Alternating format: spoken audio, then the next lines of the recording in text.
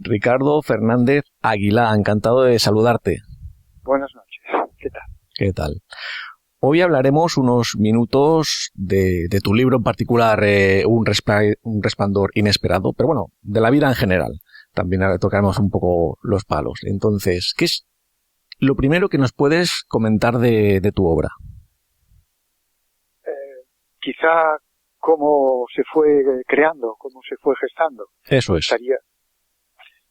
Bueno, antes de que fuera un libro, como ahora finalmente es, y antes de que yo me pusiera a escribir estos relatos, pasaron muchos años, y yo creo que el origen de todo esto es un momento de descubrimiento en la vida, en la experiencia que tuve, como algunas personas más, hace mucho tiempo. Yo apenas tendría 30 años. Uh-huh. Explico un poco lo que fue quizá la semilla, el embrión de lo que hoy es libro, ¿no? Hace muchos años, como digo, cuando tenía apenas 30, yo ya sabía, como todo el mundo, que en la vida hay momentos importantes, momentos que te cambian, ¿no?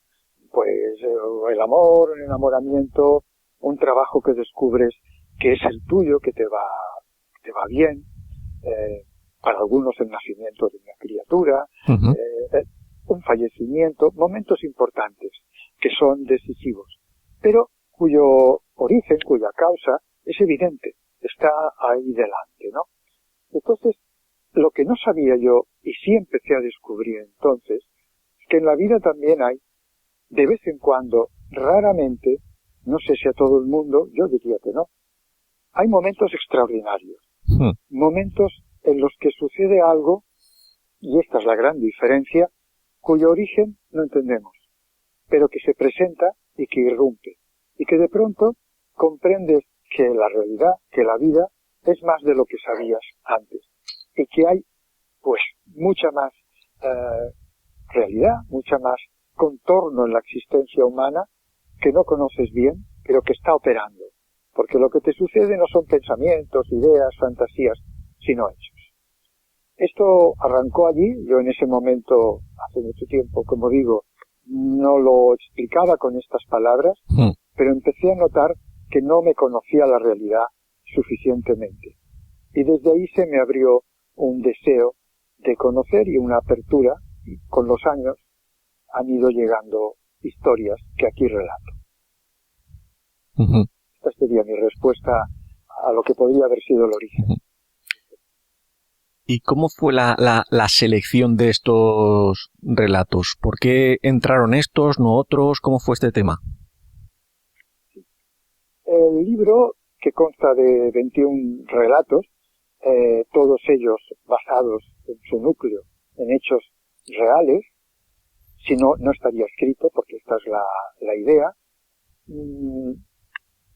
tienen como protagonistas a veces a personas conocidas, personas que están en diccionarios enciclopédicos, uh-huh. personas que han quedado para la historia, y entonces, como yo me he dedicado a dar clases de lengua y de literatura, y el mundo de la cultura ha sido un mundo que me ha acompañado y me acompaña mucho, de vez en cuando me encontraba con que alguna de estas personas que iba leyendo, pues en la Edad Media Petrarca, en el siglo XX Jung, o Antonio Blay, o el escritor Eric Emmanuel Smith, y otros, de vez en cuando decían algo que les había ocurrido en esta línea, de un momento extraordinario.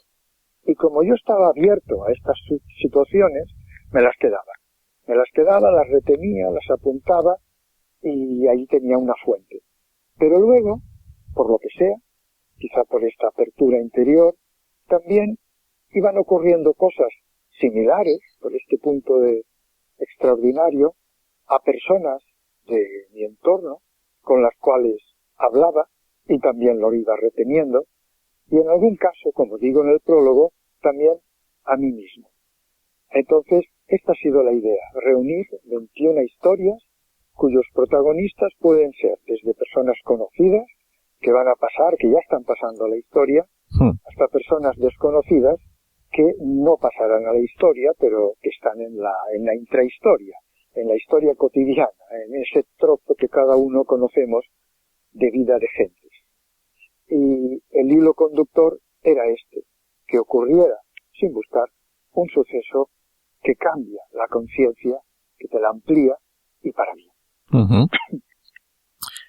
Si pudiésemos poner una banda sonora a estos 21 relatos, ¿qué artista sería el indicado? Esta sí que es una pregunta que apenas he pensado en ello, y eso que la música me acompaña mucho, ¿verdad? De hecho, el libro, curiosamente, acaba con prácticamente las penúltimas líneas. Es un personaje que está escuchando en un avión, en los auriculares, y selecciona de una serie de canciones que le han puesto ahí, selecciona una que lleva en el corazón, ¿no? Y es una canción de un grupo musical llamado Los Secretos, y la canción se titula Pero a tu lado. Y reproduce el libro al final unos versos de esa canción, una canción muy bonita, que hace una serie de rimas en ado y le quedan bien al grupo, ¿no? Los Urquijo eran y son unos buenos letristas y músicos. Pues, por ejemplo, esta sería una de ellas.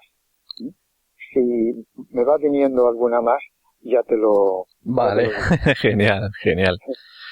¿Y qué persona, no sé si conocida, famosa, desconocida, bueno, qué persona te gustaría, te haría ilusión que leyese tu libro?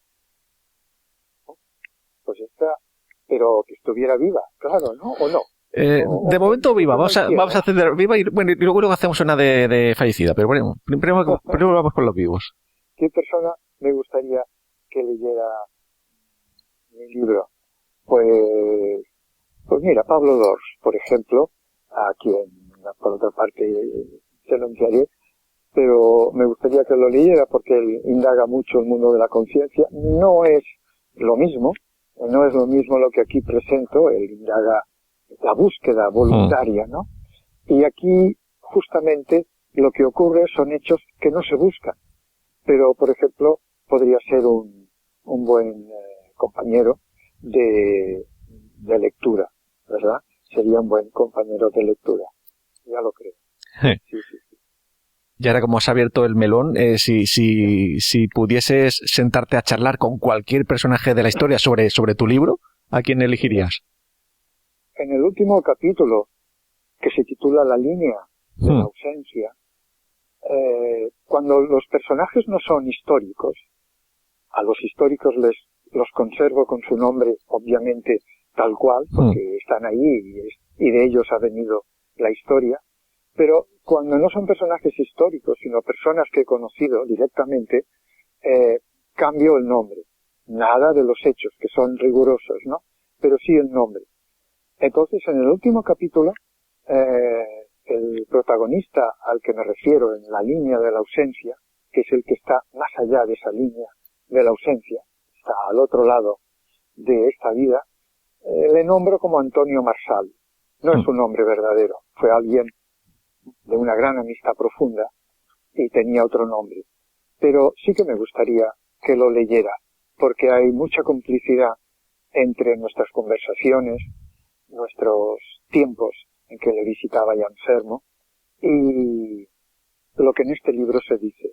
O sea que si el llamado Antonio Marsal del capítulo 21 lo leyera, estaría muy bien. Qué bueno. Y actualmente, si nos centramos en los vivos nuevamente, ¿a quién admiras? ¿En qué sentido sería la palabra admirar? ¿Por su obra moral, artística? Más bien artística. Bueno, hombre, lo podemos englobar todo, pero tirando desde el punto de vista artístico y luego expandimos. Sí. Bueno, mira, a mí en la pintura, por ejemplo, y para seguir con un poco con el hilo que une con el libro, ¿no?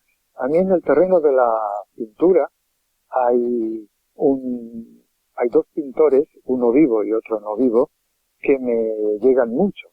El que no está vivo es Mark Rothko, que es un pintor abstracto, ¿verdad? Que trabaja sobre todo con el color, con las figuras del color. Pues bien, cuando he tenido la suerte en una exposición de ver un cuadro de Rothko, yo no siendo muy amante de la abstracción, sin embargo, algo me ha ocurrido, algo me ha hablado de lo que de trasfondo habla el libro.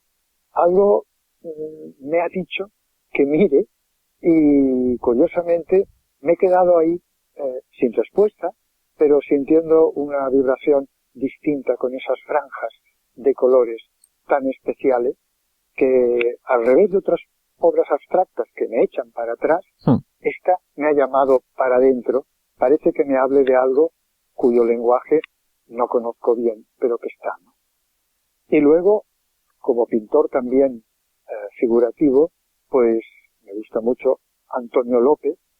Este ya es figurativo, es realista, y este te habla, pues, de gente, de familia suya, otras personas, y ese mundo de la gente, pues anónima, de la gente como somos la mayoría, gente que intentamos ir por la vida lo mejor posible, lo que se suele decir, gente corriente, gente sencilla. Ese mundo también me atrae, porque en ese mundo ocurren también, de vez en cuando, cosas que son sorprendentes, que no acabamos de entender. Y en Un resplandor inesperado hay algunas historias protagonizadas por gente así, ¿no? Hay una, por ejemplo, Al cerrar la luz, cuyo protagonista era un hombre que trabajaba en una mina, en Jaén, y que yendo en una vagoneta tuvo un accidente. Y entonces tuvo que quedarse en casa, enfermo, en la cama, rodeado de su familia. Consiguió salir un poquito, pasear con su hija pequeña, que tenía 4 años entonces. Luego volvió a la cama, porque tampoco la medicina, estoy hablando de, no llegaba ni al año 1930 esta historia, no, sí, 30 y pico, antes de la guerra. Ella se quedó en la cama, ¿no? Y ahí, en la cama, sin poder salir de casa, le pasó algo extraordinario que explico, ¿no? Y que su hija pequeña, la que llevaba de la manita cuando estaba convaleciente y se podía levantar, me contó a mí directamente y la conocí muy bien, ¿no? Ahí, por ejemplo, tenemos un caso de una historia de gente de estas que más o menos podría salir en los cuadros de Antonio López. Te he puesto 2 pintores, aunque no sea lo que más trato, pero me importa la pintura. Te podría poner también poetas, por supuesto, pero bueno, de momento me han salido estos 2. Están bien, están muy bien. Si quieres, seguimos por esta línea, como bueno, son 21 relatos. Sí que pues tocas pues el tema de la transformación espiritual. ¿Podrías contar un segundo relato como modo de regalo a los oyentes? ¿Uno del libro? Sí, exacto. Sí, uno del libro, como carta de presentación del libro en general. Sí. Bueno, si me dejas un segundo, me gustaría aludir al título del libro, porque ahí hay 2 claves que están en todos los relatos, ¿no? Cuando digo un resplandor, pues estoy hablando de algo que ya he aludido. Hablo de un momento de una claridad distinta a las habituales. El momento en que algo ocurre, siempre han de ser hechos. No estamos hablando de ideas, de pensamientos, de imaginaciones, de hechos que ocurren, exteriores o interiores, pero contundentes, y que traen una claridad. Por lo tanto, te obliga a ver que la realidad es más de lo que habitualmente pensabas, y tienen el efecto benéfico que suele tener la claridad. Estas 21 historias, todas dejan un sabor a mejor existencia, a un sabor en que la vida se ha vuelto más amplia para hacértela más esperanzadora. Por ahí va lo de Resplandor. Y lo de Inesperado es también muy importante porque los protagonistas reciben estas historias, se las encuentran, o estas historias les encuentran a ellos, podríamos decir también. Es decir, no van a buscarlas. No se trata de la persona que está pues meditando, que está en un templo, que está haciendo un viaje porque quiere encontrarse a sí misma, que está haciendo un ayuno, que está leyendo para saber algo más. No, están haciendo cosas muy comunes, muy corrientes. Están enfermas, están cavando una zanja, están despertándose de dormir, están enfermas en la cama, están ascendiendo una montaña, y en ese quehacer, que no es intencionadamente buscar sabiduría, por decirlo así, en ese quehacer se les produce ese momento que es un hecho que irrumpe en su conciencia, en algún caso es una visión externa, y que hace tambalear lo que entendías por realidad, ¿no? Y por lo tanto se produce ese resplandor inesperado, ya digo, agentes corrientes o agentes cuyo nombre se oirá, ¿no?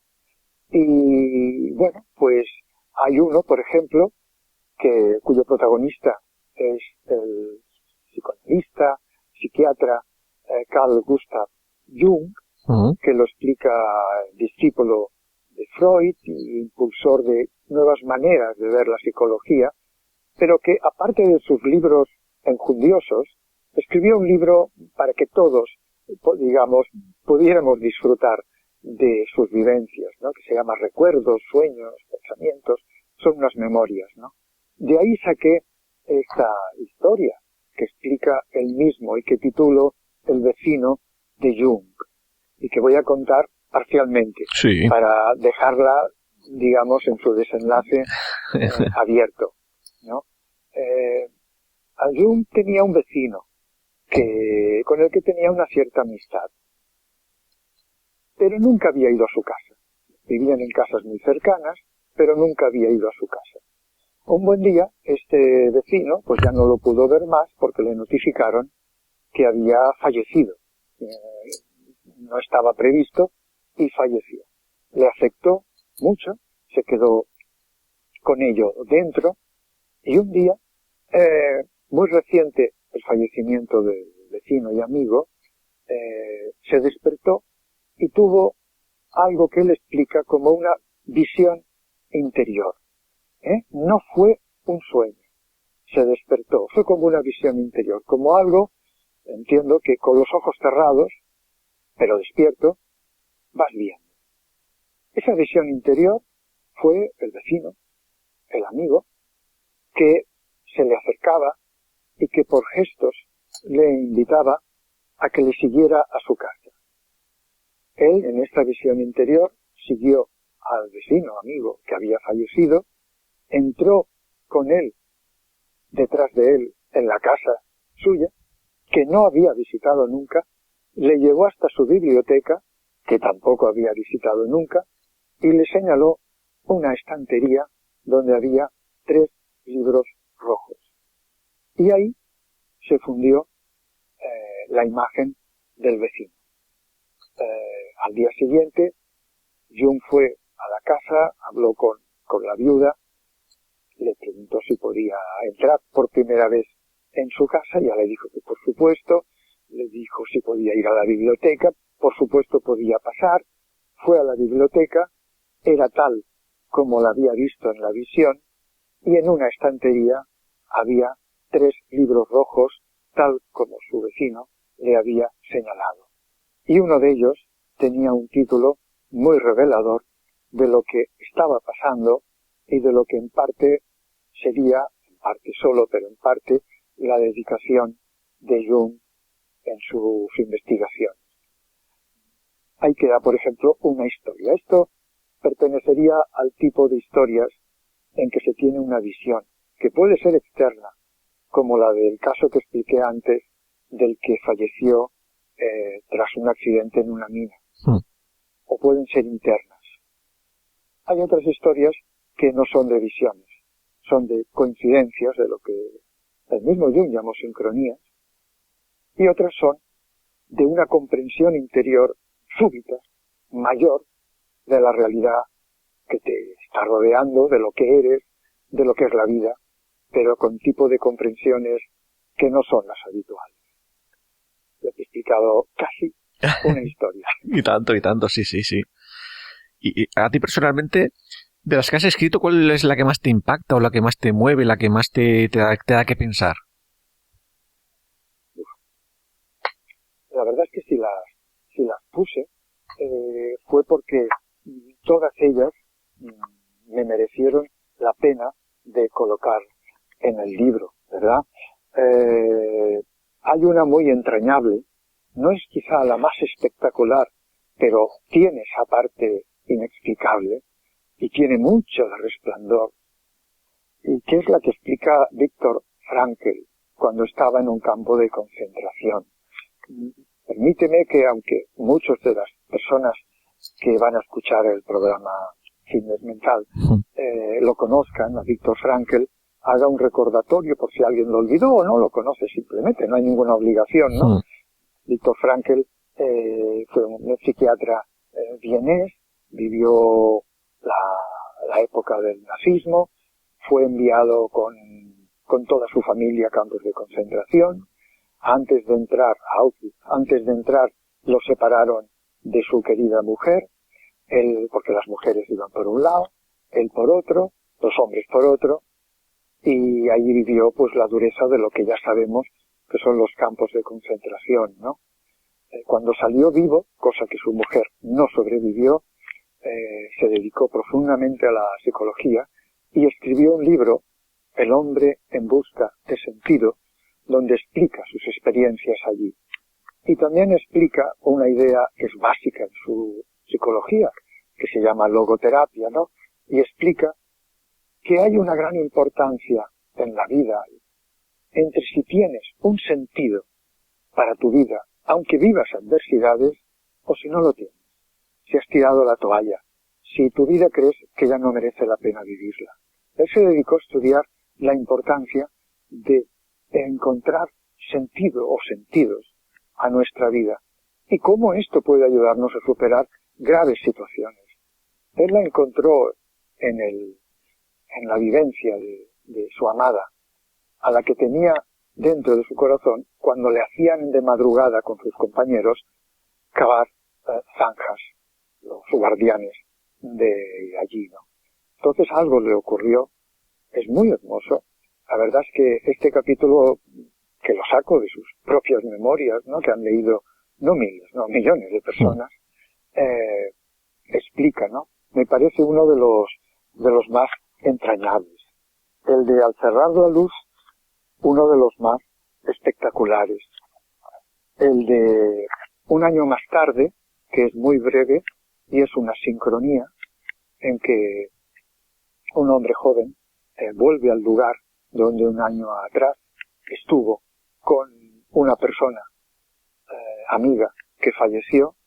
Me parece una historia de una sincronía, de una fuerza enorme también. Son algunos de los que podría decir sin quedarme con ninguno, ni mucho menos, porque hay otros como el de Antonio Blay, psicólogo muy conocido y muy leído, aunque hace años que falleció, pero tampoco tantos, y que sigue siendo muy leído, y ahora se celebran, creo que 100 años de su nacimiento, hay un congreso. Lo que él explica de lo que le ocurrió cuando era un muchachito de 19 años y que ya le marcó para el resto de su vida, es muy espectacular y muy hermoso al despertar. O sea que, sinceramente, y lo digo porque son historias que ahí están y estaban más o menos al alcance, solo las he traído a este libro. La verdad es que todas me han merecido la pena conocerlas y luego buscar la manera de escribirlas. Y Ricardo, ¿tú tienes alguna experiencia personal que entra dentro de este concepto de resplandor inesperado, estos momentos extraordinarios? Sí, alguna de las historias que aquí se explican me ocurrieron también. Sí. Como pertenezco al sector de personas que no son, digamos, figuras de la cultura o de la historia, yo me he dedicado en mi vida a dar clases, he sido profesor de primaria y luego de secundaria durante muchos años, ¿no? Bueno, pues pertenezco a esta categoría de gentes corrientes a las que también les ocurre. Entonces, sí que hay experiencias mías, pero nunca lo explico como que me ha ocurrido a mí, sino que le ha ocurrido al protagonista de la historia. Lo que sí hago en la historia, en las historias, es dejar claro que yo las estoy escribiendo, que las estoy buscando, que me encuentro con personajes que conocía o no conocía, que algo me sorprende. Esto sí que lo dejo entender, que alguien está escribiendo estas historias, aunque les hayan pasado a quien sea, personas conocidas o no. Pero sí que hay un yo literario, que soy yo, el autor, y no me escondo. Pero cuando me ha ocurrido a mí alguna, más de una, de las de estas 21, no lo digo directamente como que me ha ocurrido a mí, porque no hace falta. Lo importante es la historia, y puedo garantizar que todas las que son de personajes no conocidos son tan reales como las que los personajes conocidos han querido explicarnos con detalle. Y esa es una base importante. Puede haber, buscar la mejor manera de escribir y poner alguna metáfora, alguna comparación, pero el núcleo es siempre hechos que han ocurrido. Y en algunos de ellos yo doy fe con mi propia vida. Y esta es la gracia de esta historia. Si no fueran hechos reales, perdería el sentido haber hecho este proyecto. Según tu opinión, ¿qué hay detrás de estos momentos extraordinarios? ¿Por qué aparecen? ¿Por qué no son habituales? ¿De repente aparecen? Bueno, esta es la gran pregunta, Rafael Gamboa. Esta es la gran pregunta de esta historia, que se puede hacer o no hacer, y tú la haces y haces bien en hacerla, tiene todo el sentido del mundo. Bueno, lo que yo digo al final, en el prólogo, es que digo al final que quizá una vida no da tiempo para todo. Es decir, para vivir, acaso, que ya digo, no es tan frecuente, algunos momentos de este tipo, algunos resplandores, y además para atisbar, entender o incluso afirmar por qué se produce. Quizá no da tiempo para todo. Para algunas personas afirman que les ha dado tiempo. Y escriben libros y explican historias del terreno de la psicología, sobre todo, de la espiritualidad. Explican sobre ello y hacen muy bien si se sienten, por supuesto, llamados a hacerlo. Yo me he detenido en lo que es narrar hechos que han ocurrido. Y me he detenido voluntariamente ahí. No he querido entrar en decir, y ahora voy a explicar por qué creo yo que esto ocurre. Me he limitado a decirlo. Luego, en mi vida personal, evidentemente que me he hecho esta pregunta, que busco, y que puedo llegar a algún punto, pero en el libro no he querido ir más allá, sino que cada persona lea, si encuentra alguna historia que le dice algo estupendo, si esa historia le deja con una pregunta, pues estupendo, porque tener una pregunta no es lo mismo que no tenerla. Tener buenas preguntas en la vida, creo yo, que no es lo mismo que estar ausente de cualquier pregunta. El conocimiento humano avanza a base de preguntarnos por cosas y estar sin saberlas en un principio, o durante mucho tiempo, o del todo, pero la pregunta ya es una gran cosa. Ahora bien, yendo un poco más allá, sí que de decir como conclusión mínima, provisional, después de escribir todo esto, sí que de decir que veo con claridad que el mapa de la realidad ordinaria, en la que manejamos la mayoría de personas, la que comentamos en general, en general, no todo el mundo ni siempre todos, la que comentamos, los límites de la realidad, lo que son cosas reales, lo que son, no lo son. Este mapa habitual, el que sale en los medios de comunicación en general, no digo, por ejemplo, no, en este caso se está hablando, y en otros, más allá de todo ello, ¿no? Ese mapa de la realidad es incompleto. Es incompleto. El ser humano tiene muchas preguntas por contestar. Y esas preguntas no las ha contestado definitivamente nadie de una manera fehaciente. Estoy hablando de las preguntas fundacionales de la vida. ¿Por qué hay algo en vez de nada? ¿Por qué existimos en vez de no existir? ¿No? ¿Es azar la existencia o tiene alguna intención? Cuando nos derrumbamos biológicamente, ahí se acabó todo, caída de telón y punto, o hay algo más. Esas grandes preguntas, en nuestra época actual, en el siglo XXI, hay una gran tendencia vinculada en parte a la cultura que tiende a decir que poco hay que hablar de todo esto, que no sabemos, y hay que dejarlo ahí, ¿no? Yo creo que, y mucha más gente cree, que esa visión de la realidad, muy circunscrita a lo material, es incompleta. Lo que pasa es que a día de hoy, pues, sabemos lo que sabemos, pero a veces, de esa parte de la realidad que no conocemos, la impresión que tengo es que se filtra algo, llega algo. Y ese algo que se filtra podrían ser, pues, estos hechos, entre otros muchos, porque aquí solo hay 21, esto es la punta de un iceberg. Serían estos hechos que irrumpen y que no tenemos explicación, porque la explicación está un poquito más allá. De momento, o para siempre, yo creo que de momento, durante X tiempo, pues un poco fuera de nuestro alcance. Pero no por eso negar esta vivencia de que aquí hay algo más, que no está en el mapa habitual, pero que está. Esto sería lo que contestaría yo ahora mismo a tu pregunta. ¿Sí? ¿Te parece que contesto algo a lo que me dices? Totalmente.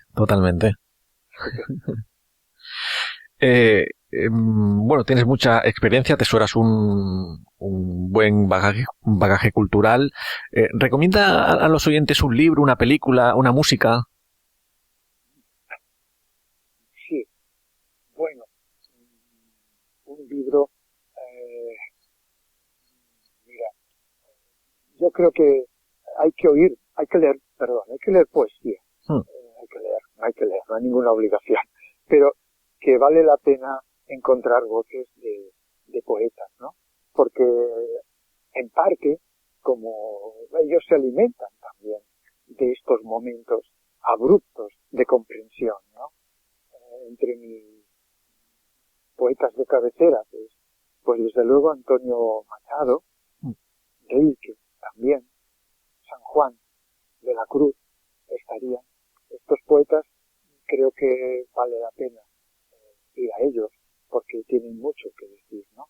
En catalán hay un poeta llamado Màrius Torres que estimo muchísimo también, y para quien pueda leerlo, pues es otro gran poeta, Màrius Torres, que vivió una existencia muy difícil y la superó gracias a la lírica, entre otras cosas, y habla de muchas vivencias de este tipo.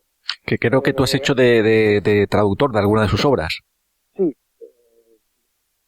escogí 32 poemas de su obra, que son los años que él vivió, y los traduje al castellano, y hay un volumen por ahí que está en la contraportada del libro, que ya hace años se hizo. Sí.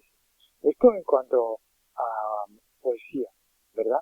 En cuanto a música, pues bueno, he dicho... Los Secretos antes.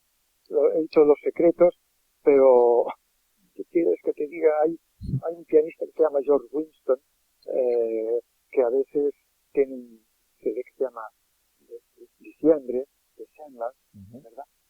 Me lo pongo a menudo, ¿no? Ajá. Y hay un cantautor, fíjate, ahora me voy a ir a algo que no está tan directamente con lo que estamos hablando, pero como veo que me das libertad para, Sí, tanto y tanto, sí, sí, adelante. para ir más allá, ¿no? Sí. Y pues hacer entrar a quien nos esté oyendo, si quiere, al rincón de mi comedor donde tengo los CDs, ¿no? Hay un cantautor que se llamaba Hilario Camacho. Yo le tengo, si se puede decir así, un gran afecto musical y bueno, y personal, aunque no lo conocí. Le seguí mientras vivió, compré discos, después falleció. Ojalá no hubiera fallecido, porque creo que era un músico que se le consideró quizá un poquito menos de lo que valía, por su voz, por su de cantar, por sus letras, sobre todo por su música. Y yo oigo a menudo a Hilario Camacho y me gusta, y me gustaría que hubiera seguido cantando. Tiene una canción que se llama Final de Viaje, donde hay un momento en que dice: vuelvo la vista atrás, lo acabo de comprender. Al final de viaje va diciendo cosas, ¿no? Y ahí en medio, hablando de lo que parece que era el regreso a su ciudad natal, quizá un amor, no lo sé, pero está diciendo unos versos que incluso sirven para algo de lo que hemos hablado esta noche, ¿no? Vuelvo la vista atrás, lo acabo de comprender. Hay momentos en la vida en que de pronto giramos, miramos, quizá algo habitual, y lo vemos de otra manera. Entendemos más. Son momentos muy hermosos. Y Camacho lo dijo muy bien ahí en esta película, en esta canción y en general en su música, ¿eh? Y mira, en casa, en cuanto a películas, te voy a decir algo ahora que no está en la línea de lo que estamos diciendo, ¿no? Sino que está en la línea de encontrar películas que de pronto te puedan iluminar un poquito la imaginación y dar un poquito de alegría.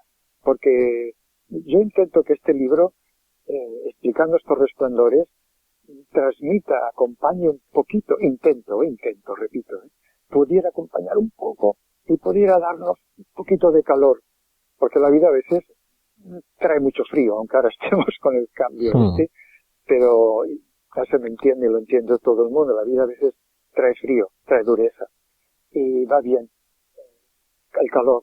Incluso va bien momentos no trascendentales, donde necesitamos un ratito, ¿no?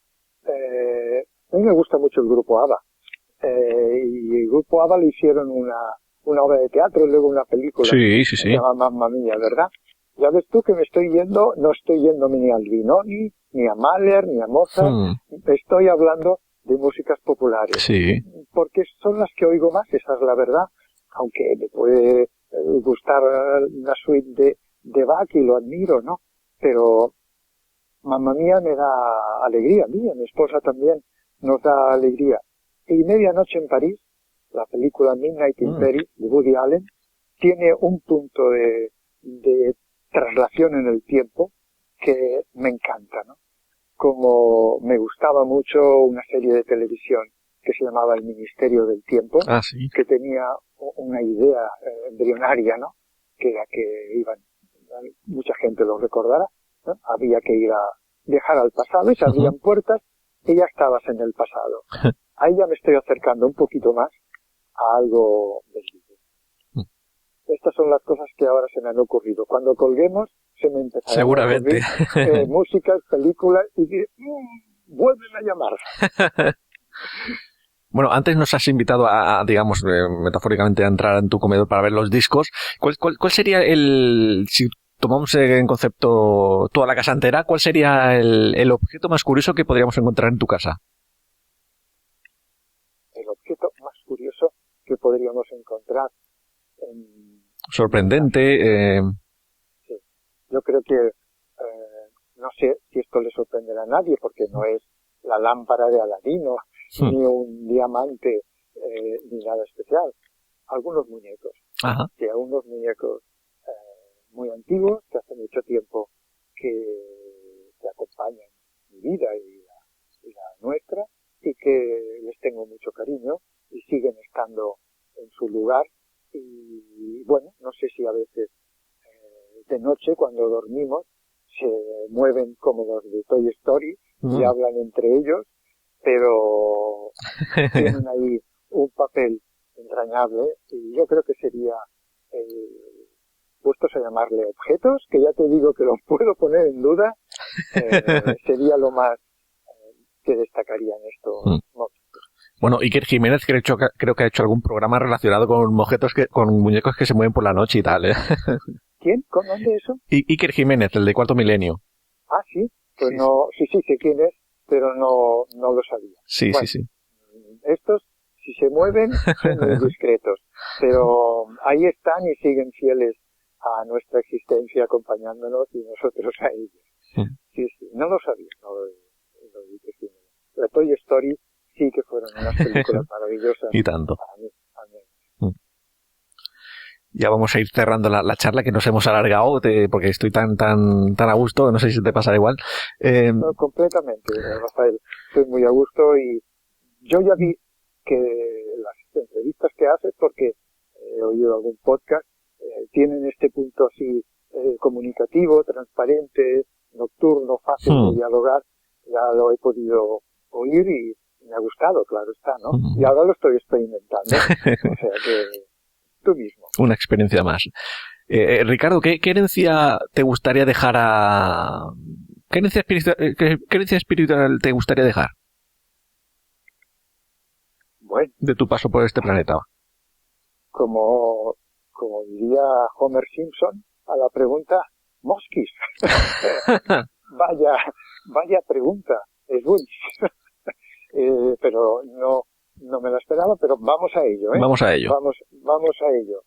Vamos a ello. Bueno, mira, no sé lo que pasará, por supuesto, ¿no? Sí que me gustaría que algo de lo que he escrito pudiera dejar un sabor parecido a lo que yo he heredado de otras personas que han escrito, han hablado o he podido conocer, ¿no? Y es, pues, que la vida es difícil y hermosa, que si es posible poner, aunque estemos un poco complicado todo, el humor, si podemos poner una pincelada de humor, bendito sea, y que vale más la pena intentar prudentemente echarnos una mano o estar disponibles unos con otros que estar encerrados en nuestro recinto. Pero, vamos, todo eso es como una ilusión y no puedo decir más. Pero si algo de eso ocurriera, pues habríamos ido siguiendo como un hilo de luz que muchos otros han puesto ya antes. Has tocado el tema del humor. ¿Cuál es el humorista que te hace más gracia? Ha habido pues muchos. De niño me podía reír con Gila, con Casen, con un programa de radio que se llamaba El Zorro, y digamos que aprendí un poquito a reír en casa con mis padres. Ellos también se reían con ellos, ¿no? Después, con el tiempo, pues me hicieron Groucho Marx, me ha hecho mucha gracia, desde luego. Añoro a Forges, el humorista Forges, el dibujante, que también era capaz con dos personajes de arrancarte una sonrisa, ¿no? Ha habido sketches de Martes y 13, otros no. Ha habido algunos que aún se aguantan, otros no se aguantan, pero reconozco que me hicieron reír. Hay un humorista actual así, muy que te lo puedes encontrar en un bar que se llama Leo Harlem, que también me ha hecho reír. Y bueno, los hermanos Marx, desde luego, y uno de sus herederos, que ha sido Woody Allen, también en algún momento pues me ha hecho reír, ¿eh? Pero bueno, hay algunos más que cuando cuelgue me voy a acordar. Pues Ricardo, ya como broche final, ¿con qué reflexión final te gustaría que cerráramos esta charla? Pues mira, igual con una cita de Rilke, del mismo Rilke, el poeta Rilke, que decía: madurar es ser algo oscuro y esforzarse sin límites. Madurar es ser algo oscuro y esforzarse sin límites. Me la apunté y no digo cada día ni a cada momento, pero de vez en cuando la recuerdo. Genial, genial. Que por cierto, yo, hablando de apuntarse frases, yo me he apuntado la tuya de: una vida no da tiempo para todo. Esa me la guardo. Eso me pareció un día y por eso lo escribí en el prólogo. Yo sí tuve esa sensación que, aparte de que hay vidas más o menos largas en el tiempo, ¿no? Que lo cual no deja de sorprendernos, ¿no? Que la vida pueda ser tan distinta, pueda ser una vida de 3 años, por decir algo tremendo, o de 90 y pico, ¿verdad? Por decir algo que empieza a ser más usual, ¿no? Pero aún así, la sensación es que nos podemos quedar cortos para lo mucho que hay. Veremos lo que hay después. Veremos a ver. Pues Ricardo Fernández Aguilá, he disfrutado mucho esta charla. Muchas gracias, muchos éxitos, y aquí en Radio San Vicente tienes tu casa. Muchísimas gracias, ha sido un rato estupendo con unas preguntas de verdad que no me esperaba, algunas sí y otras pues no, y me has hecho pensar y está muy bien. Gracias, y déjame que salude a las personas que en algún momento oirán el programa. Gracias por hacerlo y que les vaya lo mejor en la vida, y a ti gracias también.